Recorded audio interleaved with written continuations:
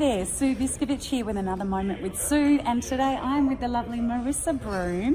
Now Marissa, you were speaking at an event this morning. In what capacity?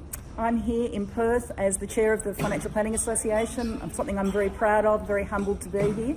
And I'm here to actually listen to members as much as talk to members about what we're doing at the FPA. Absolutely, and I highly recommend if you haven't been to the event yet, they're going around, there's 33 of them around the country. Yes. Yes, so get yourself to one. But what I love especially about Marissa, and I think it's quite a consistent theme with the FPA, is that the chair of the FPA is always a practitioner member. Marissa runs a really great business in Sydney. Now, one of the things I wanted to grab you about that you mentioned in your session, we know at the moment there's going to be greater scrutiny on the sole purpose test around superannuation. Certainly. So a lot of advisors will have their clients pay their advice fees out of super. But there's probably going to be a lot more scrutiny around that coming up. And you had some good thoughts around that and certainly some experience yourself. So I am a fee-for-service practice. I only ever have operated that way, and so it's been a bit of a trial and error for me about working out which is the best way to charge a client. Became a bit of an issue when I had clients that moved to pension phase in their superannuation, and obviously there was no tax deductibility benefit about having any ongoing advice fees in place, so we looked at the whole model. And so I actually invoice my clients across many different entities. So if they've got their super fund in place, or they're in their own names, or maybe they've got a company or a trust, we actually look at splitting up the advice costs across all the entities where our advice is actually being given.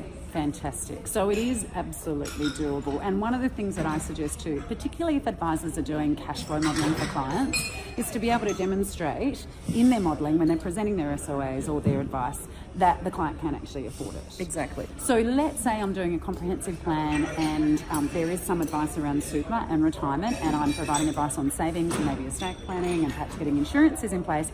How do I know what portions should go? So I actually track, and I've been using the new FPA tool. I'm not just plugging the FPA, but we've got a new little tool out about pricing, and I've been using that, working out exactly how much time I spend on each avenue of that advice, and then I put the charging in according to the amount of time I'm spending on it. Not just my time, but actually the time of my entire practice. So if I've got someone ringing up from a client service perspective to get more information, I've got to price that into the advice that's being given as well. So it doesn't mean you necessarily have to start taking timesheets, but part of a good pricing exercise when you're figuring out your pricing model is to get a really good understanding of the amount of time each person takes to provide advice. Now, sometimes fact finding, for example, like you can't say, well, I'm getting this many facts just on super and this many about everything else. But I think getting at least a rough rule of thumb that says, well, look, maybe it's 25% or 40% of this piece of advice is purely around super. So that's how much I will put to the super fund, and the rest we'll figure out how the client can afford to pay for it through other means. Exactly. And don't forget that a client normally comes to you for a reason. So you might be scoping out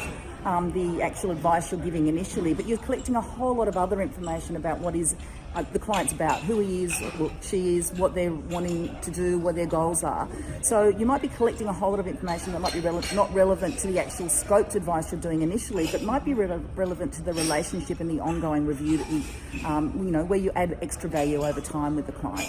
So sometimes you might have to discount at the very beginning what you're going to be offering at the very end, not substantially. It is still a cost to your business. You're not giving away things for free, but you actually understand that the real value of that is going to come down the track. Yeah, for sure. So even if they're asking for scoped advice, it doesn't mean that you scope out your understanding of the client. Exactly, very clearly. Fantastic. And that's going to be even more important under the new code of ethics that we're all going to be obliged to follow from the 1st of January next year. Yes, lovely. Well, look, thank you very much, Marissa. I believe you've got a plane to catch. I do. That's another Moment with Sue. That's wonderful. Thanks, Sue.